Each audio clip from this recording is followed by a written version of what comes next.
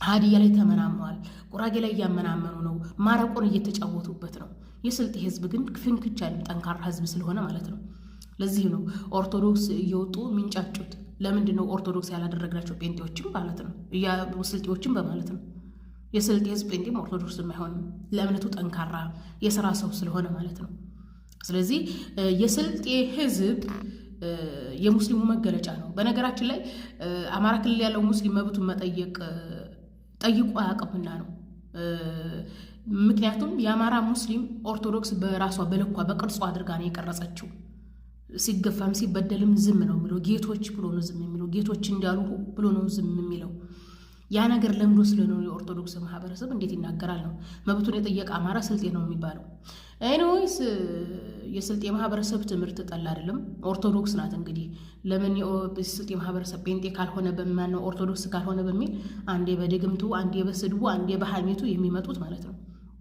አስባችሁታል? ያኔ በኢትዮጵያ ታሪክ 400 ህዝብ ላይ ድግምት የሚያደርግ የኦርቶዶክስ ደብተራ ኦርቶዶክስ ለማድረግ ይሄ እንኳ አያሳፍራቸውም እንኳን እኮ። ኤኒዌይስ ሪከርድ አበዛውን። የስልጤ ማህበረሰብ ከታማችሁ ከተሰደባችሁ አይቀር ጠንካራ ፋይናንስ ዘርጉ፣ ጴንጤ ሳይጫወትባችሁ። ጴንጤ ከኢትዮጵያ አልፎ 40 ሀገራት ጋር ኃይለኛ የፋይናንስ መረብ ለመዘርጋት እየሰራ ስለሆነ ነው። እንዳትሰለቀጡ ጥንቃቄ አድርጉ። ሌላውን የጉራጌን የማረቆን ሌላውን ብሔር ብሔረሰብ የበላ የጴንጤ ጅብ እናንተንም እንዳይበላችሁ ጠንክሩ ነው የምለው። እኛም ስልጤ ነን። የስልጤ ማህበረሰብ የኢትዮጵያ ሙስሊም መገለጫ ነው። ያድናል፣ ከዘላለም ሞት ያድናል፣ ከዘላለም ክስረት ያድናል፣ ያስመልጣል። አንዱ ብቸኛው መንገድ ሆኖ አለ።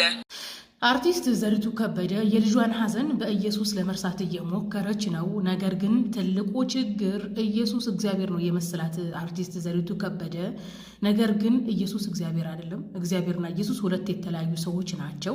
ኢየሱስ የእግዚአብሔር ሰው ነው። እግዚአብሔር ሊያሳርፍ የሚችል ሊበጅ የሚችል የሚያድን አምላክ ነው እንደ መጽሐፍ ቅዱስ አስተምሮ። የሚገርመው ነገር የፕሮቴስታንቱ ዓለም ኢየሱስ በጊታር በማይክ በጩኸት የገነነ ነው። መጽሐፍ ቅዱስ ላይ ፈጣሪነቱ አምላክነቱ የማይገኝ ኢየሱስ ነው። መጽሐፍ ቅዱስ ላይ እግዚአብሔር ያሳርፋል፣ እግዚአብሔር ይበጃል ነው እንጂ የሚለው ኢየሱስ ይበጃል፣ ኢየሱስ ያሳርፋል አይልም። ኢየሱስ እግዚአብሔር አይደለም። ኢየሱስ ያድናል ስትል ነበረ። የሚያድነው እግዚአብሔር እንጂ ኢየሱስ አይደለም። ኦኬ፣ እንድንበት ዘንድ ተሰጠን ነው የተባለው። ኢየሱስ የሰጠን ኢየሱስን የሰጠን ነው እንጂ የሚያድነው ራሱ ኢየሱስ አይደለም የሚያድነው። መረጃ ላሳያችሁ። የሐዋርያ ሥራ 4:12 ላይ መዳንም በሌላ በማንም የለም እንድንበት ዘንድ የሚገባ ለሰዎች የተሰጠ ኢየሱስ ክርስቶስ የተሰጠ ነው። ስለዚህ ሊያድን የሚችለው የሰጠው እንጂ ኢየሱስ አይደለም። አንደኛ ሳሙኤል ምዕራፍ 2:6 ላይ እግዚአብሔር ይገድላል ያድናል ተብሏል። ኢየሱስ ደግሞ እግዚአብሔር አይደለም። ኢየሱስ እግዚአብሔር እንዳልሆነ ሐዋርያት በደንብ ሰብከዋል። ኢየሱስ የእግዚአብሔር ባሪያ፣ የእግዚአብሔር ሰው፣ የእግዚአብሔር ጻድቁ ሰው፣ ፈራሃ እግዚአብሔር ሰው እንጂ እግዚአብሔር አይደለም። በጣም የሚገርመው ሐዋርያ ሥራ ምዕራፍ 10:38 ላይ ያለው ነው። እግዚአብሔር የናዝሬቱን ኢየሱስን በመንፈስ ቅዱስ በኃይልም ቀባው፣ እርሱም መልካም እያደረገ ለዲያብሎስም የተገዙትን ሁሉ እየፈወሰ ዞረ፣ እግዚአብሔር ከእርሱ ጋር ነበረና ይላል። እግዚአብሔር ከኢየሱስ ጋር ነበረ። ሊያድነን ሊያሳርፈን ሊበጀን የሚችለው ከኢየሱስ ጋር የነበረው ፈጣሪ እንጂ ኢየሱስ አይደለም። ዘሪቱ ከበደ ሐዘንሽን ትረሽ ዘንድ ወደ ትክክለኛው አምላክ መምጣት አለብሽ። ስተት የሆነ አምላክ ስር ተደብቀሽ ሐዘንሽን ለመርሳት አትሞክሪ። ሁለት ሐዘን ነው የሚሆንብሽ። ዕንባቆም ምዕራፍ 3:5 ላይ እግዚአብሔር አይሳሳትም ተብሎ ተጽፏል። ዘሪቱ ከበደ ኢየሱስ አይሳሳትም ስትል ነበረ። የማይሳሳተው እግዚአብሔር እንጂ ኢየሱስ አይደለም። ኢየሱስ ይሳሳታል፣ ብዙ ስህተቶችን ሰርቷል። ኢሳይያስ ምዕራፍ 41:10 ላይ እግዚአብሔር የሚያበረታ እንደሆነ ተቀምጧል። ኢየሱስ ያበረታኛላችሁ። ኢየሱስ ማበረታት አይችልም። ኢየሱስ ማዳን አይችልም። ኢየሱስ ማዳን ቢችል ኖሮ ራሱን ወደ መስቀል የወሰደውን ሰይጣን ማሸነፍ ይችል ነበረ። ኢየሱስ ወደ ሰይጣን የሚነዳውን ነገር ከዛ እንኳ መዳን አልቻለም። ስለዚህ ሊያድንሽ የሚችለው ኢየሱስን ያዳነ አምላክ እንጂ ኢየሱስ አይደለም። ዘጸአት ምዕራፍ 33:4 ላይ እግዚአብሔርም እኔ ከአንተ ጋር ሄዳለሁ አሳርፍማለሁ ብሏል። ሊያሳርፍ የሚችል እግዚአብሔር እንጂ ኢየሱስ አይደለም። ኢየሱስን ያሳረፈ አምላክ ያሳረፈሽ። በጣም ነው የሚያሳዝነው። በጣም ያሳዘነች። በነገራችን ላይ የልጇን ሞት ለመርሳት ወደ አምላኳ ተጠጋች። ነገር ግን ወደ ስህተት ወደሆነ አምላክ ወደ አረማዊ አምላክ ነው እንግዲህ ጴንጦች እንድትጠጊ ያደረጉሽ። ወደ እውነተኛው አምላክ ወደ ኢየሱስ አምላክ ተጠግተሽ ሐዘንሽን ትረሺ ዘንድ እመኝልሻለሁኝ። ሐዘን ሊያስረሳ፣ ሊያሳርፍ፣ ሊያስመልጥ፣ ሊበጅ የሚችል አምላክ ማን ነው ብለሽ እንደምትፈልጊ ተስፋ አደርጋለሁ። ከቻላችሁ ሸር አድርጉላት ለዘሪቱ ከበደ። ምስኪ እንዴት እንዳታዘነችኝ ያስባችኋል? ከአንዱ ሐዘን ለመወጣት ሌላ መጥፎ ሐዘን ውስጥ መግባት፣ ስተት የሆነ አምላክ ስር ሂዶ ጉልበትን በቃ ማሟጠጥ። ታውቃላችሁ ነገሮቿን ሁሉ አሟጣ ነው ኢየሱስ ኢየሱስ እያለች ያለችው። ኢየሱስ ግን ጸሎት የማይሰማ አምላክ ነው። ሊሰማ የሚችል ሊጠግን የሚችል ሊያሳርፍ የሚችል አምላክ አይደለም ኢየሱስ። ያሳዝናል ግን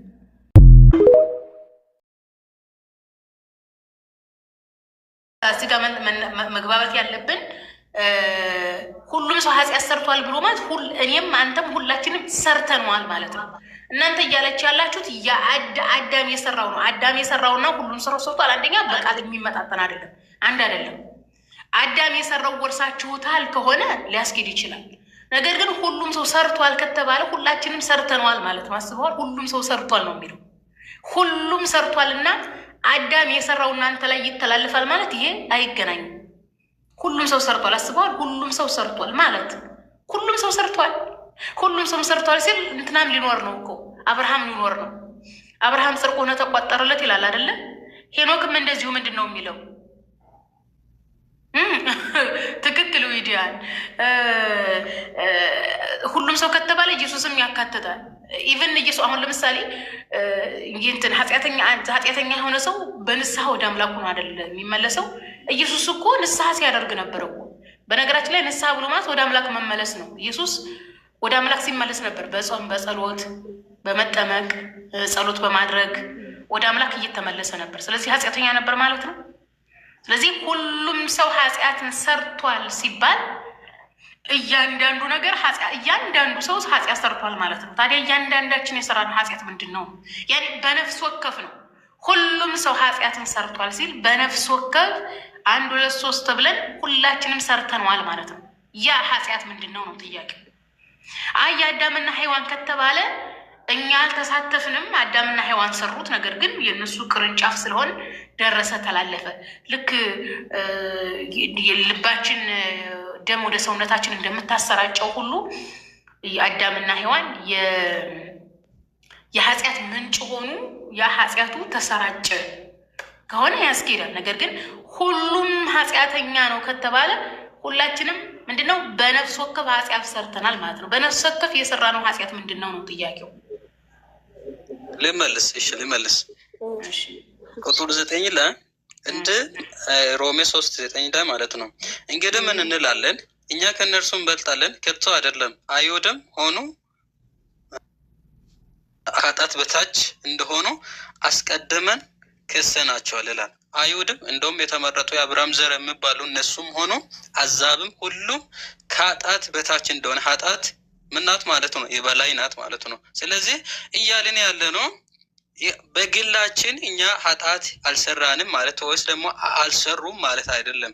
ነገር ግን ምንጩ የአዳም ስለሆነ ማንነታችሁ ከአዳም የተገኘ ከአዳም የመጣው መንፈስ ውስጥ ደግሞ በውርስ የተላለፈ ዘር ስላለባችሁ አዳም ዘር ስላለባችሁ ማንነታችሁ ኃጢአት ስለሆነ ኃጢአት አለመስራት አይቻልም በራሳቸው ማለት ነው። ምንጫቸው ስለሆነ ማለት ነው። ስለዚህ ታዲያ የውሰት ኃጢአት የሚሰሩበት ምክንያት የምንሰራው ስራ የውሰትን ይላል መጽሐፍ ቅዱስ። አሁን አንድ ሰው ኃጢአት የሚሰራው የሚሰርቀው የሚገድለው አዳምና ሔዋን ቅጠል ነው የቆረጡት፣ አትንኩ ዛፍ ነው የበሉት የቆረጡት ኦር እንደዛ ነው። እሺ ይሁዲያን ግን ሰው ይገላል። አሁን እዚህ ጋር ይገላል፣ ይሰርቃል፣ ይዋሻል። ሲጀመር የአዳምና ሔዋን እኮ ስህተት ነው። ያኔ ወንጀል ኢቭን አይደለም እኮ። ስለዚህ የውሰት ነው ይላሉ ወይ ነው መጽሐፍ ቅዱስ። የአዳምና ሔዋን ሰዎች ስለሆኑ ስላጠፉ ሌላውም ሰው ተውሶታል ይላል። ኦሪት ሳይሰድ ዘሁልቆ ላይ ምንድን ነው የሚለው? ጻድቅም ጽድቁ በራሱ ላይ ነው፣ ኃጢአተኛም ኃጢአቱ በላዩ ላይ ነው ይላል። ታዲያ እንዴት ነው እናንተ የአዳም ኃጢአት ውሰት አለባችሁ የምንለው እንዴት ነው? እየተዋስ ነው ደግሞ እኮ መዋስ ብሎ ማለት እኮ የሚመለስ ነው። የተውሶ ትዋሳለህ፣ ይመለሳል ደግሞ የሚመለስ ኃጢአት ያኔ በነፃ ምርጫ። አሁን እኮ እንግዲህ አንተ የምታጠፋውን ነገር ስለዚህ አሁን አንተ ከአዳም የወረስኩት ነው ብለህ ነው እንዲህ ሰው ለመግደል ለመስረቅ ምናምን የምትሄደው? መስረቅ መጥፎ እንደሆነ ታውቃለህ፣ መግደል መጥፎ እንደሆነ ታውቃለህ። ስለዚህ ነፃ ምርጫ አለህ እኮ፣ ነፃ ምርጫ አለህ እኮ። ነፃ ምርጫ እያለህ እንዴት ነው ከአዳም ነው የውሰት ነው። ስለዚህ ሰው ሁሉ ሰው እየገደለ ያለው ምንድን ነው? ኃጢአትን ከአዳም በውሰት አምጥቶ ነው ማለት ነው። የኔ ሰው ልጅ ነፃ ምርጫ ያለው እኮ እያላችሁ እኮ ነው። አዳም ጥፋትን ያጠፋው በነፃ ምርጫው። ስለዚህ የሰው ልጅ ጥፋትን እንደሚያጠፋ ሁሉ ጥፋት እንዳጠፋ ያውቃል። ምክንያቱም ነፃ ምርጫ ስላለው ጥፋትንና ክፋትንና መልካምን ለይቶ ያውቃል የሰው ልጅ ክፋትና መልካምን ካለየ ክፋት ሲሰራ ምን ያደርጋል? ተጸጽቶ ወደ አምላኩ ይመለሳል። እንደ መጽሐፍ ቅዱስ የምንረዳው ምንድን ነው? ሰዎች አዳምና ሔዋን በንስሐ እንድተመለሱ ነው። ያዴ በንስሐ ተመልሰዋል ባይልም፣ ምክንያቱም ኢየሱስ ክርስቶስ ሲያስተምር ምንድን ነው ያለው? ጻድቃንን ልጠራ ሳይሆን ኃጢአተኞችን ልጠራ ነው የመጣሁት ብሏል። ስለዚህ የጸደቁ አሉ። የጸደቁ ሰዎች በማን የጸደቁት ነው? በየዘመኑ መካከል ጻድቃን እንደሚኖረው የምንረዳው። ጥያቄ ልጠይቅሽ በአውራ በዛው አንድ ይመስል ጥያቄ ልጠይቅሽ እና ምንድን ነው ጥያቄ? አሁን አንቺ ትሞቻለሽ? አኪድ እሞታለሁኝ። ትሞቻለሽ? ለምንድን ነው የምትሞቸው? ምን አጥፍተሽ ነው? እኔ መሞት ስላለብኝ እሞታለሁ።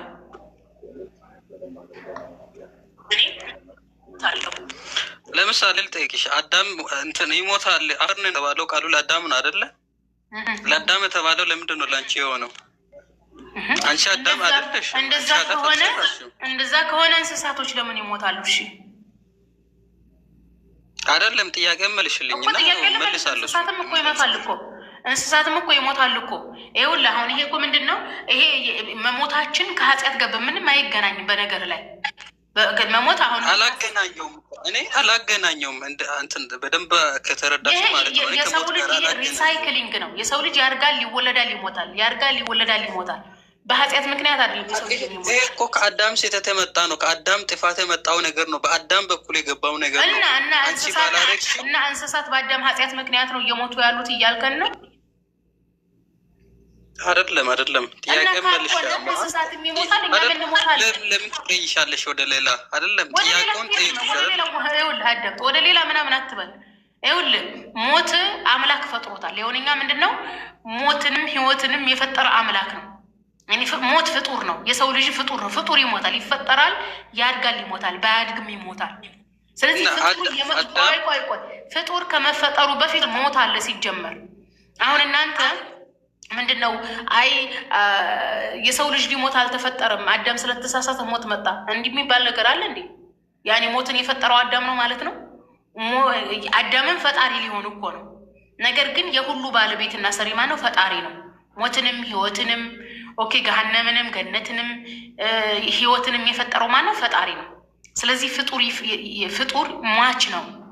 ስለዚህ ይሄ እንትን ነው፣ ሪሳይክሊንግ ነው። የሰው ፍጡር እንስሳትን በለው ሰውም ያድጋል፣ ይወለዳል፣ ይሞታል።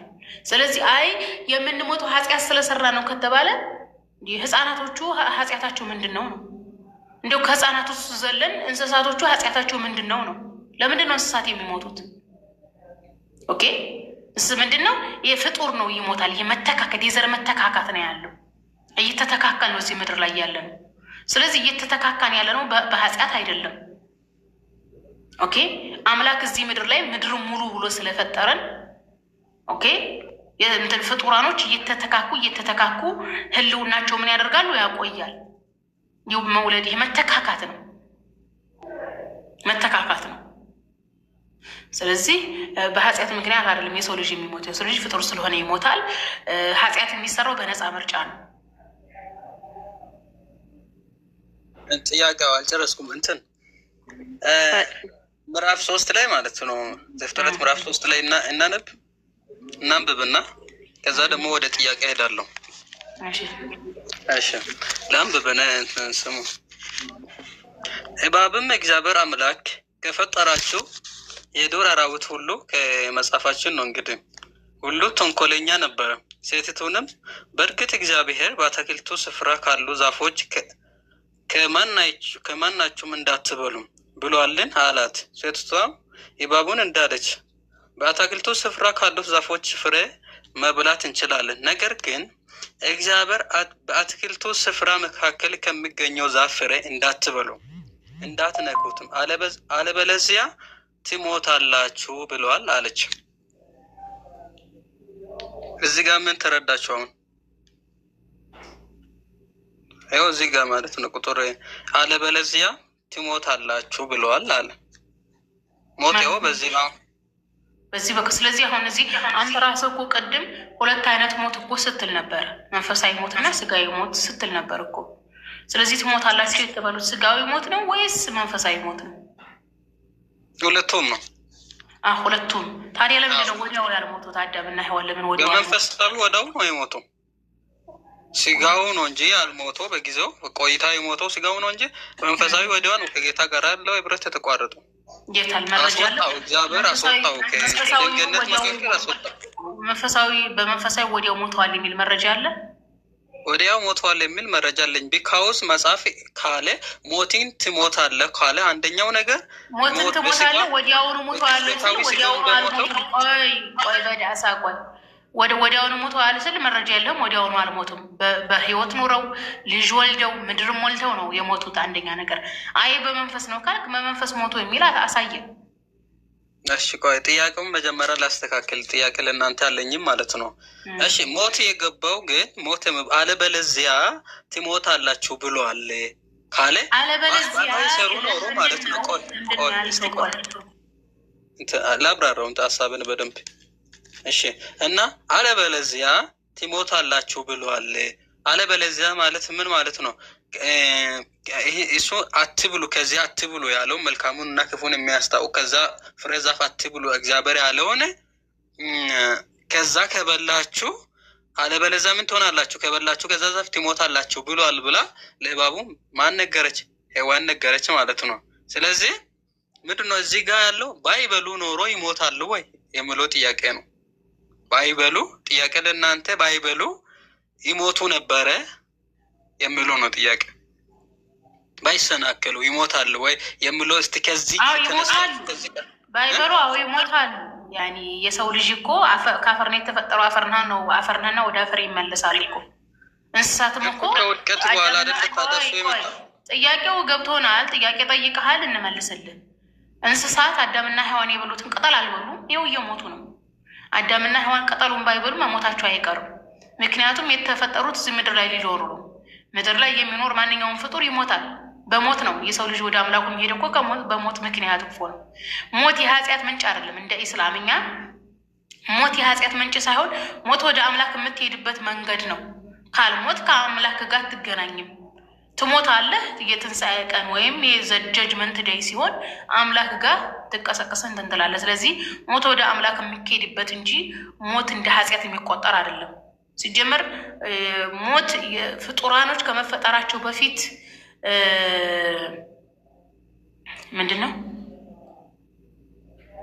ኦኬ ስለዚህ ምንድን ነው? ወሬው ጠፋኝ። ወሬ አስጠፋሽ፣ ጥያቄ ጠፋሽ። ኦኬ ምንድን ነው? እንትን አዳምና ሔዋን ከመፈጠራቸው በፊት ነው ራሱ ሞት የተፈጠረው ምክንያት ነው። ምክንያቱም ሞትንም የሚፈጥረው ህይወትንም የሚፈጥረው ገሃነምንም ገነትንም የሚፈጥረው አምላክ ስለሆነ ማለት ነው። ስለዚህ አዳምና ሔዋን ባይፈጠሩ ይሞቱ ነው ወይ የሚባል? እንስሳ እኮ ቅጠል ሳይበሉ እኮ ነው እየሞቱ ያሉት። ቅጠሉን በሉም አልበሉም ይሞቱ ነበር።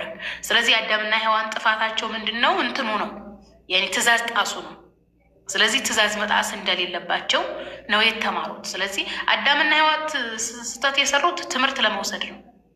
ኦኬ ምንድን ነው ትምህርት የሚወስዱት?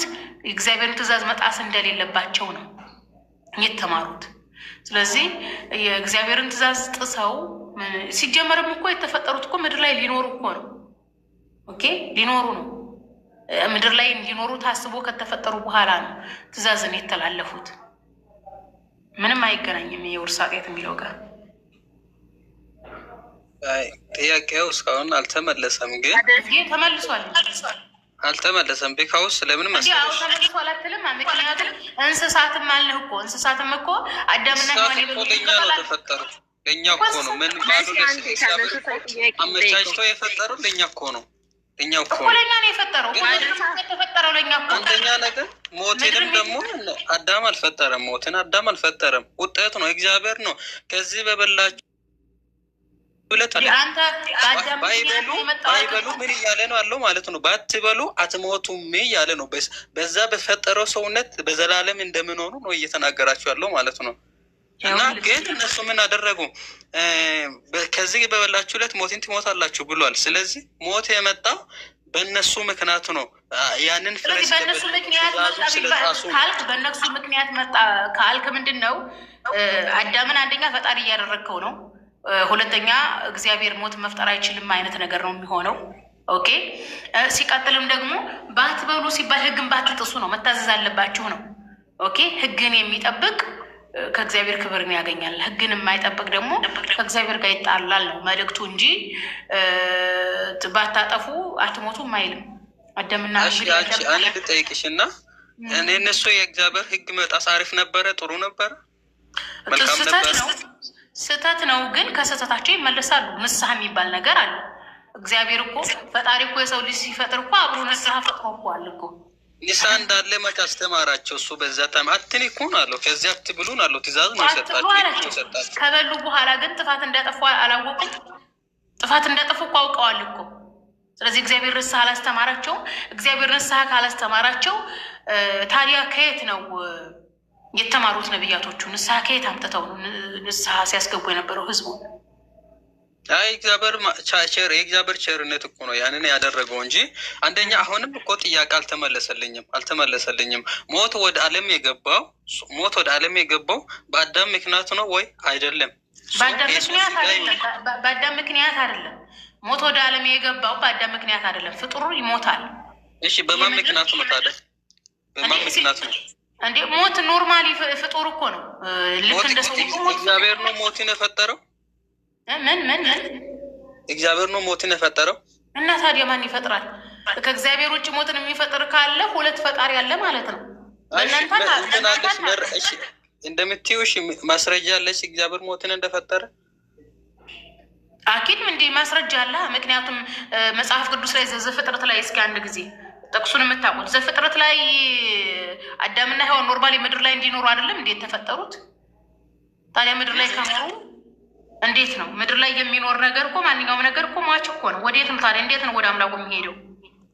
አሁን እኮ ችግሩ ምን መሰለሽ? አንቺ ሀሳብ ከዚህ ቃል ጋር ይቃረናል እኮ። አሁን ሀሳብሽ ይጋጫል ከመጽሐፉ ጋር ማለት ነው። እንዴት ነው? ባይሰናክሎስ ደግሞ ያንን ፍሬ ባይበሉ አዳም እና ሔዋን አይሞቱም ነበረ ቃሉ እያለ ነው። አይሞቱም ነበረ የተባለው የትኛው ሞት ነው ብለን እኮ ጠየቅንህ እኮ። መንፈሳዊ ሞትና ስጋዊ ሞት አለ። አይደለም የትኛው ይሁን ወደ ማብራሪያ በኋላ ላይ እንገባለን። በኋላ ላይ እንገባለን ብሎ ሂሳብ የለም ወገናችን። የተናገርከው ነገር ወዲያውኑ በኋላ ላይ ብሎ ሂሳብ የለም። ምንድን ነው ያልከው? ሞት ይሞታል። አዳምና መልሽልኝና ምንድነው መልሽልኝና ወደ ሞት እንገባለን። ወደ ማብራሪያ አዳምና ሔዋን ምንድን ነው ወዲያው አልሞቱም ብለህ ራስህ መልሰሃል። ታዲያ ምንድነው ሞቱ? እኔም አውቃለሁ እኮ ወደ እንዳልሞቱ እኮ ይገባኛል። አንብቤያለሁ። ወዲያው ካልሞቱ በአዳምና በሔዋን ምክንያት ነው ሞት የመጣው የሚባለው ነገር ይሄ ፎርስ ይሆናል። ፎልስ ውሸት ነው። እና እግዚአብሔር ከዚህ በበላችሁ ለታ ሞትን ትሞታላችሁ። እግዚአብሔር ሞት የተባሉት ምንድነው? መንፈሳዊ ሞት ነው። መንፈሳዊ ሞት ነው። ስለዚህ መንፈሳዊ ሞት በምንድን ነው እንትን የሚቃናው? በንስሐ ነው። አዎ ራስህ ነህ መንፈሳዊ ሆነ። መንፈሳዊ ሞት ደግሞ እንዳልሞቱ ወዲያውኑ እንዳልሞቱ አንተ መስክርሃል። በስጋዊ ሞት ወዲያው ካልሞቱ ከመሰከርክ ሞት የተባለው ምንድን ነው? መንፈሳዊ ሞት ነው ማለት ነው። መንፈሳዊ ሞት ደግሞ የሚዳነው በምንድን ነው? በንስሐ ነው። ቆይ እሺ ልጠይቅሽ፣ መንፈሳዊ ሞትም ይሁን ስጋዊ ሞትም ይሁን በማን ምክንያት ነው የገባው ይሄ ሞት የሚባለው? በሰይጣን አይ በሰይጣን ነው በአዳም ነው። ሰይጣን አይደለም። አንዴ ልጠይቅ። አሁን እንዳንተ አባባል ከሆነ አዳምና ሔዋን ኃጢአቱን ባይሰሩት ኖሮ ኢየሱስ ክርስቶስ እዚህ ይመጣ ነበር እዚህ ምድር ላይ እኮ። ሁለተኛ አማራጭ ነው ያለውም ነው የተጠቀመበት እሱ እንዴ። እሱ እንደዛ ማድረግ ኖሮ ኢየሱስ ክርስቶስ መምጣትም መሞትም አያስፈልግም ነበር እንዴ። ስለዚህ የኢየሱስ ክርስቶስ መምጣት ጌታ ኢየሱስ ለሰው ልጅ አብ እግዚአብሔር የሰው ልጅ በጣም የሰው ልጅን ስለሚወድ አንድያ ልጁን ላከበት ሰውን ለማዳን ነው። ከዛ ሊያስመልጥ ነው። ፍቅሩን መገለጽልን ማስረጃ እንድሰጠኝ የፈለኩ ምን እንደሆነ ታውቃለህ? ለምሳሌ አዳምና ሔዋን ይህንን ኃጢአት ባይሰሩት ኖሮ ኢየሱስ ክርስቶስ ወደዚህ ምድር መምጣት እንደማይጠበቅበት አሁን ማስረጃ ስጠኝ ለእኔ። ገባ? ኢየሱስ ክርስቶስ ለምንድን ነው መጣው? እሱ እኮ አንተ ነው እኮ እሱን ያልከኝ በእነ አዳም ኃጢአት ነው። ኢየሱስ ለምን እንደመጣ ታውቃለህ? መጽሐፋችን አንብበሽ እንደሆነ አንዴ ስማ። አዳምና ሔዋን በሰሩት ኃጢአት ነው የመጣው አልከኝ አይደል? ስለዚህ አዳምና ሔዋን ያንን ኃጢአት ባይሰሩት ኖሮ ኢየሱስ ክርስቶስ ወደዚህ ምድር መምጣት እንደማይጠበቅበት ማስረጃ ስጠኝ። እሺ ኢየሱስ ክርስቶስ ወደዚህ ዓለም የመጣበት ምክንያት የሰው ልጅን ለማዳን ነው። ከምንድን ነው የሚያድነው? ከሞት ከኃጢአት ማለት ነው። ይኸውልሽ እየሰጠሁሽ እኮ ነው። መዓት ስፍራ አለው። ጣልቃ እንዳትገብብኝ እሺ፣ በእናትሽ ጀሚላ። እየጠየኩ ያለሁትን መጀመሪያ ጥያቄ ኢየሱስ መጣ አልከኝ። ኦኬ አልኩ እኮ በአዳምና በሔዋን ኃጢአት ምክንያት መጣ አልከኝ እና አዳምና ሔዋን ኃጢአት ባይሰሩ ኖሮ ኢየሱስ ክርስቶስ አይመጣም ነበር ደግሞ የሚል ማስረጃ ስጠኝ። ለምን ይመጣል ታዲያ? ለምን ኢየሱስ የመጣው ለኃጢአተኞች ነው ሲናገር፣ ለጤነኛ ሰው መድኃኒት አያስፈልግም አለው ጌታ ኢየሱስ ክርስቶስ ሲናገር ማለት ነው። ለጤነኛ ሰው መድኃኒት አያስፈልግም፣ እኔ የመጣሁት ለኃጢአተኞች ነው አለው ሲናገር ማለት ነው። ስለዚህ ጌታ ኢየሱስ የመጣው ለኃጢአተኞች ለመሞት ነው፣ ለኃጢአተኞች ነው ለመሞት ነው የመጣው። ስለዚህ አዳም ካልተሰናከለም፣ አዳም ያንን ኃጢአት ባይሰራ ኃጢአት ወደ አደም ባልገባ ነበረ። ኃጢአት በሌለበት እሱ ደግሞ ማንን ሊፈውስ ነው የሚገባ ወደ አለም? ለምንድን ነው የሚገባው? ማንን ሊያድን ነው? ሰው ሁሉ ከአዳም የተነሳ አዳም ንጹህ ስለሆነ እሱ ስህተት ባይሰራ ሁሉም ላይክ እንደሱ ንጹህ ሆኖ ለዘላለም እዛ ውስጥ ገነት ውስጥ ይበዙም ይባዙም ይኖሩም ነበረ ማለት ነው እኮ። እንደሱ የሚል ማስረጃ ስጠኝ እና አዳም ኃጢአት ባይሰሩ ኖሮ ሰጠውሽ እና አዳም ማስረጃው ሰጠውሽ። ኢየሱስ ክርስቶስ የመጣው ለኃጢአተኞች ነው። አዳም ካልተሰናከለ ኃጢአት የለም፣ ኃጢአት ወደ ዓለም አልገባም። ስለዚህ መምጣቱ አያስፈልግም። ለዚህ ማስረጃ ለምን አስፈልጋል? ማስረጃ ስጠኝ። እንደሱ የሚል ማስረጃ ስጠኝ ነው። አይመጣም ነበረ እሱ ኃጢአት ባይሰሩ ኖሮ ኢየሱስ ክርስቶስ አይመጣም ነበር ወደ ዓለም የሚል ማስረጃ ስጠኝ። ጥያቄሽ ትክክለኛ ጥያቄ አይደለም፣ የጠመመ ነው። በጣም እንትን ነው አለበት እና ትክክል አይደለም የሚጠይቁ ጥያቄ ጌታ እኮ ይኸውልህ የአንተ ጥያቄ እየመለሱልሽ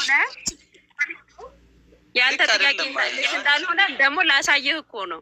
አዳም እንዴት አፈር ነህና ወደ አፈር ትመለሳለህ ማለት መሞቱ ስጋዊ ሞት ምንድን ነው አይነት ጥያቄ ጠይቀሃታል አይደለ? እሷን አንቺ እግዚአብሔር ለአዳም የት ጋር እንደዛ እንዳለ እኮ አላወቅሽም ማለት ነው። እሱ ከተሰናከለ ኃጢአት ከሰራ በኋላ እግዚአብሔር መጥቶ ነው እንደዛ አለ። አፈር ነህና ወደ አፈር ትመለሳለህ አለው። ከየት የመጣ ነው ካልሽ ከሱ ኃጢአት የተነሳ ነው። ከሱ መውደቅ የተነሳ የእግዚአብሔር ቁጣ ነው። በቁጣ ቃል የተናገረ ነው ለአዳም ማለት ነው እንጂ እሱ እንደዛ ባያደርግ ኖሮ ይሄ ሁሉ ባልመጣ ነበረ። አፈር ነህና ወደ አፈር ትመለሳለህ የሚለው በሱ ኃጢአት መውደቅ ምክንያት በእግዚአብሔር በቁጣ ነው መጥቶ እንደዛ አለው እሱን ማለት ነው።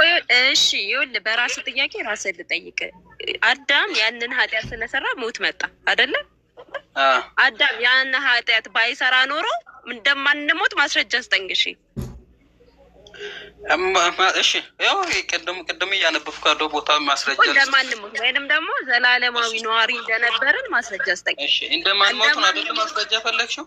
እንደማንሞት ስለ ባይ ልንገርህ፣ ሁለት አይነት ሞት አለ እያልኩ ያለሁት መንፈሳዊን አይደለም፣ አካላዊ ሞት አፈርህና ወደ አፈር ትመለሳለህ የሚለውን ነው ያልኩት። እንደማንሞት ወደ አፈር ሞት የሚባለው ሁለቱንም ያጠቃልላል፣ አካላዊም መንፈሳዊም ያጠቃልላል አንድ ላይ ሞት የሚለው ማለት ነው። አፈር ላይና ወደ አፈር ትመለሳለህ። አካላዊ ነው። ስለ መንፈሳዊ አይደለም የሚያወራው። መንፈሳዊ ሞት እንደናንተ ነው እያልኩ ያለሁት። መንፈሳዊ ሞት ማለት ከእግዚአብሔር ጋር መጣላት ነው አልክ አይደለ? ወይንም ደግሞ በዘር በመጣ ኃጢአት ምትል ሁለቱ እነነ ጥዬ እንትን አላልኩሽም። ሁለቱም ነው አልኩሽ እኮ። ሞት ማለት ስጋዊ ሞትንም መንፈሳዊ ሞትንም የሚያመለክት ነው በእኛ ረዳድ እኮሽ ያ ኃጢአት ባለመሰራቱ ገባ ባይሰሩ ኖሮ እኛ ዘላለማዊ ነዋሪ መሆናችንን ማስረጃ ስጠኝ። እሺ ልስጥሻ። እሺ ስሚኛ፣ ጠየቅሽኝ፣ አሁን ሊመልስልሽ። እባብም ከምዕራፍ 3 ላይ ላንብብ። እባብ እግዚአብሔር አምላክ ከፈጠራቸው የዱር አራዊት ሁሉ ተንኮለኛ ነበረ። ሴቲቷንም በእርግጥ እግዚአብሔር በአትክልት ስፍራ ካሉ ዛፎች ከማናቸውም እንዳትበሉ ብሏል አላት።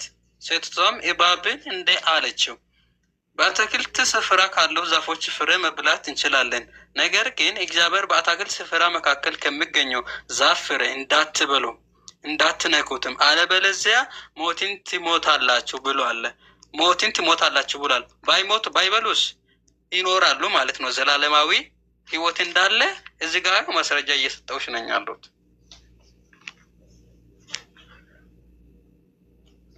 ጀሚላ ሰማሽ? ድጋማ አዎ ተደውሎ ወጥቼ ነበር። ድጋማው እስኪ። እሺ ሴቲቷም በእርግጥ እግዚአብሔር በአትክልት በሉ ብሎ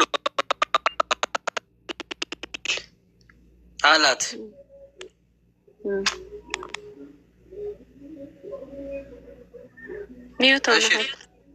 እሺ በአትክልት ስፍራ ካሉ ዛፎች ከማናቸውም እንዳትበሉ ብለዋልን አላት። ሴቷም እባቡን እንዳለችው በአትክልት ስፍራ ካሉት ዛፎች ፍሬ መብላት እንችላለን፣ ነገር ግን እግዚአብሔር በአትክልት ስፍራ መካከል ከሚገኘው ዛፍ ፍሬ እንዳትበሉ እንዳትነኩትም፣ አለበለዚያ ትሞታላችሁ ብለዋል። አለበለዚያ ማለት ገብቶሻል እኮ? ከበላችሁ ትሞታላችሁ አለን አይደለ? ካልበላችሁ አትሞቱም ነው። አትሞቱም ማለት ትኖራላችሁ ማለት ነው። ስለዚህ ሞት የሚባል ነገር እንደዛ የሚል ስጠኝ እንዴ? ኖ እንደዛ አይደለም። ቃሉ ራሱ እንደዛ እኮ ነው የሚሉ ማወቅ መረዳት ካልፈለግሽ በስተቀር ቃሉ እንደዛ ነው የሚሉ። አሁን እየጠየቅሽ ያለሽውን በሙሉ ይመልስልሽ። ስለ ስጋዊ ሞት ነው ማለት እኮ። ስለ ስጋዊ ማለት እና ስለ ሞት እናወራ። ስለ ስጋዊ ሞት ነው እንትን የምለው ወደ አለን በኋላ ላይ እንሄድበታለን። እዚህ ጋር ስለ ሞት እናወራ። ሰው ኖሮ ይሞታል አይደለ? ኖሮ ይሞታል። እስትንፋሱ ምንም ይቆማል አይደለ? አይደል? አሁን አንተ ባልከው አባባል ሞት፣ ስለዚህኛው ሞት ይሄ በቃ ኦልሬዲ ሁሉ ነገር መቆም ቢሆን ኖሮ ወዲያውኑ እና አዳምና ሔዋን እኮ ሞቱ ነበር። ያን ኃጢአት ሰርተው ትሞታላችሁ አለን አሉ አይደል? ግን ያን ኃጢአት ሰሩ፣ ሕያው ነበሩ አካላቸው ነበረ አይደል? አካላቸው ነበረ፣ አልሞቱም። አዎ ነበሩ። ስለዚህ ያንን ኃጢአት አሁን እዛ ጋር እየተወራ የነበረው ከእግዚአብሔር ጋር ስለነበራቸው በገነት መኖሩ ምናምን ኦልሬዲ ተባረሩ በገነት መጣኝ። ተረድተሽኛል ሀሳቤ መሲ? አዎ ምንድን ነበር እስኪ? አይ ያንን እና አዳምና ሔዋን ያንን ኃጢአት ባይሰሩ ኖሮ ዘላለማዊ ነዋሪ መሆናቸውን የሚያሳይ ማስረጃ ስጠኝ ነበር። አዎ የለም፣ ለዘላለማዊ ነዋሪነት አይደለም እኮ የተፈጠሩት፣ ምድር ላይ እንዲኖሩ ነው የተፈጠሩት። ምድር ላይ ሲኖሩ ደግሞ እንትን ማለታቸው የማይቀር ነው እኮ። አሁን እኮ እዚሁ ጋር አለ እኮ። አሁን እርሱ እዚህ ጋር አለ። እናንተ ማወቅ አልፈለጋችሁም እንጂ እርሱ እዚህ ጋር አለ። ምዕራፍ 3 ላይ አለው። ምንም አሁን ለምትጠይቁ ጥያቄ መልስ አለው እዚህ ጋር። ምዕራፍ 3 ምንድን ነው የሚለው? ዘፍጥረት 3 ምንድን ነው የሚለው? አውጭና አምብበስ አንብበው። እባብ እግዚአብሔር አምላክ ከፈጠራቸው የዱር አራዊት ሁሉ ተንኮለኛ ነበረ። ሴቷንም በእርግጥ እግዚአብሔር በአትክልት ስፍራ ካሉ ዛፎች ከማናቸውም እንዳትበሉ ብሏልን አላት። ሴቲቷም እባቡን እንዲህ አለችው፣ በአታክልት ስፍራ ካሉ ዛፎች ፍሬ መብላት እንችላለን። ነገር ግን እግዚአብሔር በአታክልት ስፍራ መካከል ከሚገኘው ዛፍ ፍሬን እንዳትበሉ እንዳትነኩትም አለበለዚያ ትሞታላችሁ ብሏል። አለበለዚያ ትሞታላችሁ ብሏል። አለበለዚያ የሚለው ላይ አስምሩልኝ በደንብ አድርጋችሁ። አለበለዚያ የተባለው እኮ ምንድን ነው? አለበለዚያ አትሞቱም ነው። አትሞቱም ከበላችሁ ትሞታላችሁ ማለት ነው። ምን አይነት ሞት ደግሞ ጠይቀን ምን አይነት ሞት? ችግር የለውም አውጭና ትገቢያለሽ። ምን አይነት ሞት ብለን ስንጠይቅህ መንፈሳዊ ሞት ብልህናል። ስጋዊ ሞትማ ስጋዊ ሞት እንደማይሞት አንተው እዛ አውቀሃል። ሞት ቢባል ወዲያውኑ ነበር የሚሞተው አዳምና ሔዋን፣ ወዲያውኑ አልሞትም። ስለዚህ ምንድን ነው አለበለዚያ ግን ማለትም መንፈሳዊ ሞትን ትሞታላችሁ ነው። ስለዚህ ከዚህ መንፈሳዊ ሞት እንዴት ወጡ ነው አሁን እኮ የምትመልስልን። አሁን አይ ስጋዊ ሞት ወዲያውኑ አልሞትም። አሁን አንተ እንደ መረጃ ካመጣኸው ወዲያውኑ ካልሞቱ መንፈሳዊ ሞት ከሆነ የሞቱት ከዚህ መንፈሳዊ ሞት እንዴት ዳኑ አዳምና ሔዋን? መልስልን። አይደለም እናንተ እኮ ከጥያቄ ወደ ሌላ ጥያቄ ግን አልመለሽም እኮ። አለበለዚያ ብሎ ማለት እኮ ምንድን ነው? ኔጌቲቭ ነገር ነው እኮ የሚያሳየው። ከበላችሁ ኔጌቲቭ ነገር ነው እኮ። ተግባባን እኮ። ወዴትም አትሄድ እኮ። አለበለዚያ የሚለው እኮ የሆነ ድብቅ ሚስጥር ያለው አስመሰልከው እኮ። አለበለዚያ ግን ትሞታላችሁ ብሎ ማለት ምንድን ነው? ከበላችሁ ትሞታላችሁ፣ ከበላችሁ መጥፎ ነገር ይደርስባችኋል ነው። ካልበላችሁ ግን በልተዋል። ሞት ወይ ብለን ስንጠይቅ ቆይ በዳሳ ሞት ወይ ብለን ስንጠይቅ አልሞቱ። ታዲያ ሞት የተባለው ምንድን ነው ስንል መንፈሳዊ ሞት። ራስህ እኮ ነው ቅድም ሁለት አይነት ሞት አለ አልክ፣ መንፈሳዊና ስጋዊ ሞት። አዳምና ሔዋን ቅጠሉን በበሉ ሰዓት ስጋዊ ሞት አልሞቱም አልክ። ታዲያ አለበለዚያ ግን ተብለው የሞቱት ምንድን ነው ሲባል መንፈሳዊ ሞት እንዴት ዳኑ ነው? መልስልን። አይደለ አሁን ለሞት መንፈሳዊ ሞት እንዴት ዳኑ? ከመንፈሳዊ ሞት እንዴት ዳኑ? አሁን እኮ ባይበሉ እንትኑን ፍሬዋን ባይበሉ ባይበሉ ዘላለማዊ ገነት ይኖራሉ እንድንል ፈልገህ ከሆነ እነሱ ዘላለማዊ ገነት እንዲኖሩ አይደለም የተፈጠሩት። ኦኬ እስከ አመጣሽ መረጃውን ጀሚ። እነሱ እኮ ቃሉ ጋር እንትን አትቃረንም። ታዲያ አንቺ እንደዛ ካልሽ ለምንድን ነው የምቃረነው? እንደ አዳምና ሔዋን እኮ የተፈጠሩት እኮ ምድር ላይ ሊኖሩ ነው። ጀስት ቅጠሉን ቆረጡም አልቆረጡም ተፈጥረዋል እኮ። እንዴ እግዚአብሔር እኮ ቅጠሉን ቆርጠው እንዲሳሳቱ አይደለም እኮ የፈጠራቸው እኮ። አሁን አንተ እያልክ ያለው እግዚአብሔር ሆን ብሎ አዳምና ሔዋን እንዲሳሳቱ ፈጥሯቸዋል እያልክ እኮ ነው። አያስኬድም ይሄ። አዳምና ሔዋን ኖርማሊ ምድር ላይ ሊኖሩ ተፈጥረዋል። እንደዛ ካላልክ አያስኬድማ፣ ንግግር አያስኬድም እኮ። ስለዚህ አሁን አንተ እንድንል የፈለግከው አይ ቅጠሉትን ባይበሉ ለዘላለም ገነት ውስጥ ይኖሩ ነበር። እንዴ ብዙ ተባዙ የሚለው ምን ልታደርገው ነው? ምድር ሙሉ እንዴ ብዙ ተባዙ ምድር ሙሉ የተባለው ገነት ነው እንዴ? ገነት ምድር ናት እንዴ? ገነት ውስጥ መብዛት መባዛት አለ እንዴ? ያኔ ብዙ ተባዙ ሴክስ አድርጉ ማለት ነው ወይ? በግልጽ አማርኛ ወሲብ ፈጽሙ ማለት ነው። እና አዳምና ሔዋን እዛ ገነት ውስጥ ወሲብ ሊፈጽሙ ሊበዙ ሊባዙ ነበር ማለት ነው። እንደዛ ዛፎች አሉ እኮ እዛ ውስጥ አታክልቶች አሉ እዛ ውስጥ እኮ መጽሐፍ እንደምል ከሆነ ገነት እንግዲህ ሰው ከሆነ አዳም ከአፈር ተፈጥሮ እንደሆነ እንግዲህ ሰው ናቸው። በዛ ታይም መንፈስ አይደሉ። ስለዚህ አንተ እያልከን ያለው ቅጠሉትን ባይበሉ ኖሮ እዛው ገነት ውስጥ እየተባዙ እየበዙ ይኖሩ ነበር ነው። እና እንደዛ የማይቻል በሆነ ኖሮ አይልም ነበር እግዚአብሔርም። ያም ይቻላል ማለት ነው። ይቻላል ማለት ነው። ስለሚቻል ነው ከዚህ አትብሉ ብሎ አስቀምጧል። ስለሚቻል ነው። በዛ እንትን ባይነኩም መብዛት ይችሉ ነበረ፣ እዛው መኖር ይችሉ ነበረ ማለት ነው ያለው ገነት ውስጥ። ስለዚህ ገነት ውስጥ መባዛት በገነት ወሲብ የለም የምትሉት በገነት ወሲብ አለ አዲስ ኪዳን ላይ ስለ እንደዛ የሚባል ነገር ስለሌለ ነው ኢየሱስ ክርስቶስ እንደዛ የሚባል ነገር ከሌለ የሌለ ነገር ለምን ታምጣለህ? ወሲብ ክልክል ከሆነ ስለዚህ ደግሞ አዳምና ሔዋን ደግሞ የአዲስ ኪዳን ህዝቦች አይደሉም። ለዚህም እኮ ነው ያልኩት እኮ ኢየሱስ አዳምና ሔዋንን አያውቃቸውም። ኢየሱስ የመጣው ስለ እስራኤል ነው። አዳምና ሔዋን እስራኤላውያን አይደሉም፣ የአዲስ ኪዳን ሰዎችም አይደሉም። ኦኬ እነሱ ምን አድርገዋል? ጥፋት አጥፍተዋል። እግዚአብሔር ደግሞ የሰው ልጅ ጥፋት ሲያጠፋ ካለ ንስሐ አይፈጥርም። አዳምና ሔዋን ንስሐ አድርገዋል ብሎ መጽሐፍ ቅዱስ ላይ ባይጻፍም እግዚአብሔር አዳምና ሔዋን ይቅር እንዳላቸው የሚያሳየው ልብስ እንዲለብሱ ሲያደርግ ነበረ። ያ የይቅርታ ምልክት ነው በነገራችን ላይ። ስለዚህ አዳምና ሔዋን ከነ ኃጢአታቸው ውስጥ አይደለም የሞቱት። አሁን ጥያቄ ልጠይቅሽ። እናንተ መንፈሳዊም ሆነ ስጋዊም ሆነ ማለት ነው ሞት እናንተ ጋር አለ አይደለ? ሞት እናንተ ጋር አለ? አዎ ሞት አለ። ሞት ስጋዊ ሞት አለ። አፈርንና ወደ አፈር እንመለሳለን። መንፈሳዊ ሞት ደግሞ ከአምላክ መለየት ያ ቃል እኮ ለአብርሃም የተባለ ነው። ለአብርሃም የተባለው ቃል ነው እናንተ ጋር ይሆን። አሁን እናንተም በደም እናንተም ጋርም የሆነ ያለው ማለት ነው።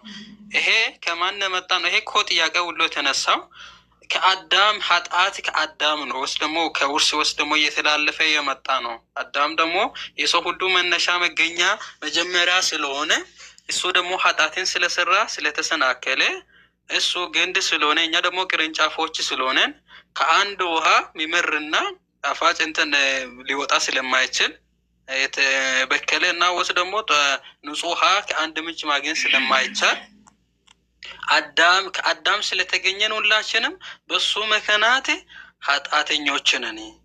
እስኪ ያሳየን።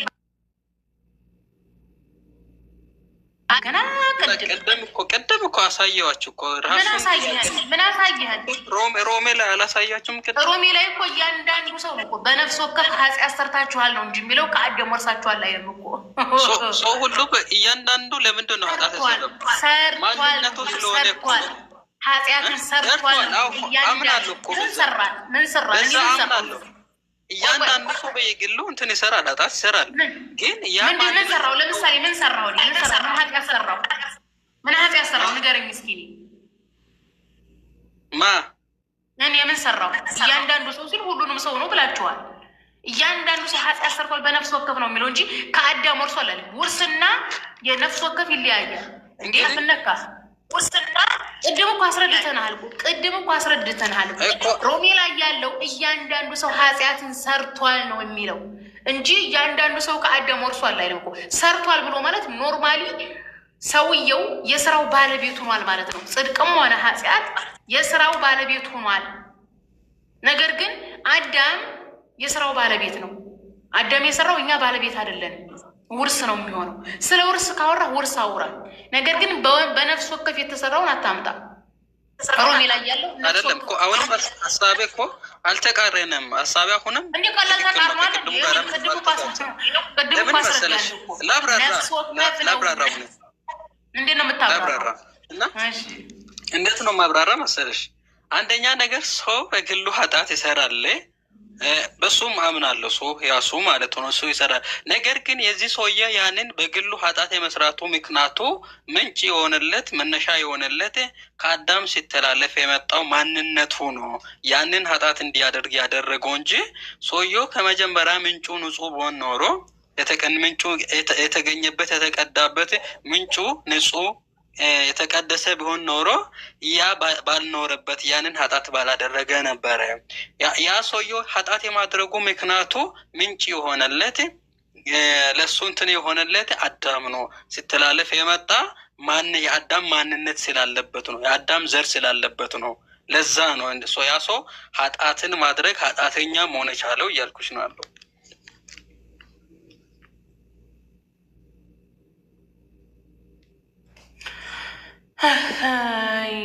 ስለዚህ እየተግባባን አይደለም። ይኸውልህ እያንዳንዱ ሰው የተባለው በነፍስ ወከፍ ነው። እያንዳንዱ ሰው ኃጢአት ሰርቷል ነው። ኦኬ አንተ እያልከን ያለኸው የአዳም ኃጢአት እየተጠቀምክ ነው። የአዳም ኃጢአት ውርስ ነው። የአዳም ኃጢአት ውርስ የሚል ነገር የለም። ዘሁልቆ ላይ ምንድን ነው የሚለው? ኃጢአተኛው ኃጢአቱ በላዩ ላይ ነው፣ ጻድቁ ጽድቁ በላዩ ላይ ነው ይላል። ይህን ምን ልታደርገው ነው? ምን እናደርገው? የመጽሐፍ ቅዱስን አስተምሮ እንደገና ጻድቁ ጽድቁ በራሱ ላይ ነው፣ ኃጢአተኛውም ኃጢአቱ በራሱ ላይ ነው ነው የሚለው። ይሄ እኮ አሁንም ቅድም አይጋጭም እኮ ይሄም ማለት ነው። ሀሳቡ አይጋጭም። ነው የማይጋጨው። እንዴት ነው የማይጋጨው? ኃጢአት ከአዳም እንትን ብሎብናል እያልክ የአዳምን ኃጢአት ውርስ አለ። የአዳም ኃጢአት ውርሰኞች ነን እያልክ እንዴት ነው አይጋጭም የምትለው? አይጋጭም።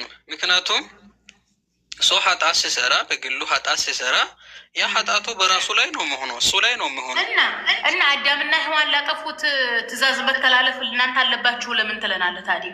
ያንን የማድረጉ ምክንያቱ የአዳም ማንነት ስላለበት ነው።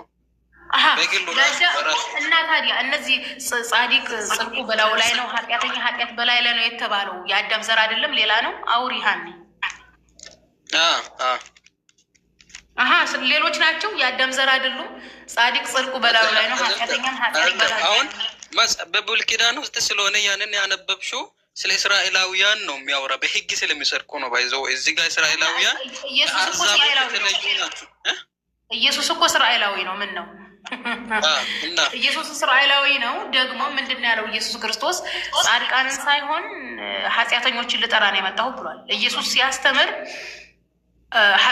ጻድቃኖች እንዳሉ አስተምሯል። እነዛ ሰዎች በማን ጸደቁ?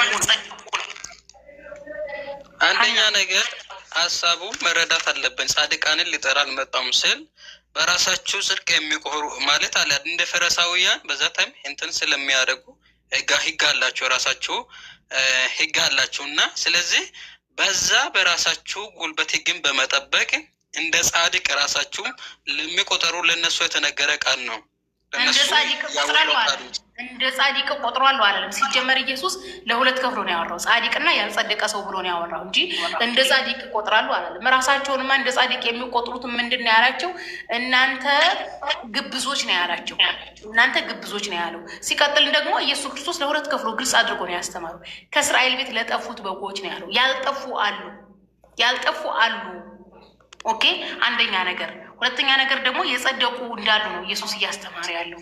ደግሞም ሐዋርያው ጴጥሮስ በሐዋርያ ሥራ ምዕራፍ 4:38 አካባቢ ምንድን ነው ንስሐ ግቡ ከኃጢአታችሁ እንድትማሩ ነው ያለው። ንስሐ በመግባት ከኃጢአት መማር ይቻላል። ኢየሱስም ነው ያለው። ስለዚህ ማንም ሰው ንስሐ ማስገባት ይችላል። እናንተ የምትሉት ምንድን ነው? የውርስ ኃጢአት ያለ ነው የምትሉት እንዴ? የውርስ ኃጢአት ታዲያ ይሄ የውርስ ኃጢአት እንዴት ነው የሚጠፋው? እኮ አሪፍ ነው። የውርስ ኃጢአት የሚጠፋው በኢየሱስ ነው። ኢየሱስ ማለት በኢየሱስ እንዴት ማለት? ኢየሱስ ክርስቶስ እግዚአብሔር ልጅ እንደሆነ እንደ ሞተ በሶስተኛው ቀን እንደተነሳ ኢየሱስ ክርስቶስ የእግዚአብሔር ልጅ እንደሆነ ከአዳም ያገኘነውን ኃጢአት የምንማር ከሆነ አብርሃም በማን ነው የጸደቀው? አብርሃም በእምነት ነው የጸደቀው። አብርሃም አመነ ጽድቅም ሆኖ ተቆጠረለት ይላል። ኦኬ፣ ኢየሱስ ክርስቶስም እኮ እመኑ ብሎ እኮ ነው ያስተማረው። እመኑ ብሎ እኮ ነው ያስተማረው። በእግዚአብሔር እመኑ በእኔም ደግሞ እመኑ ነው ያለው። ደግሞም ሐዋርያቶች ኢየሱስ ክርስቶስ ስበኩ ብሎ ሲያስተምራቸው ሰዎችን ሰብከው የኢየሱስ ተከታይ አድርገው ነበረ።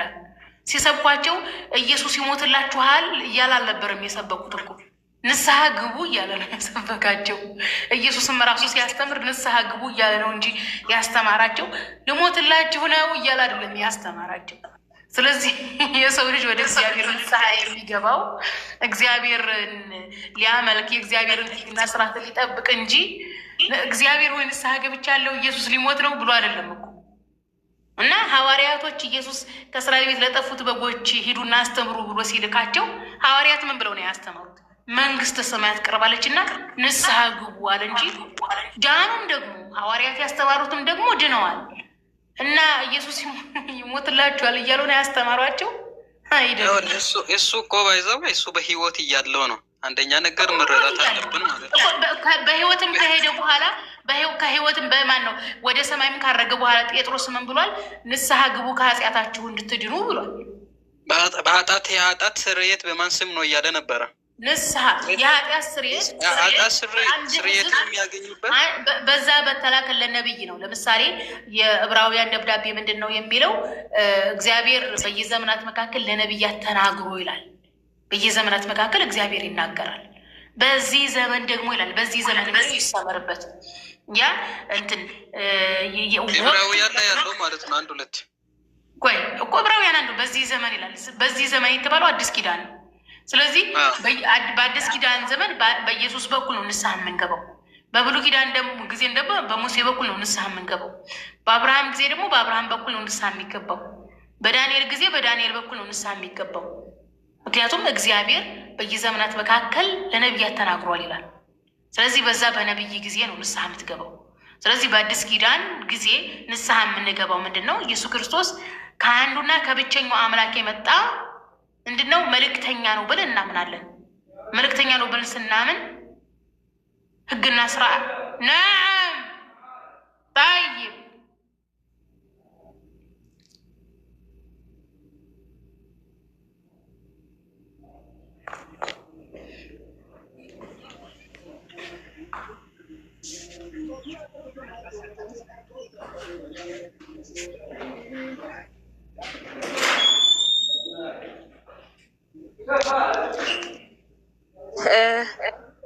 ምን ነው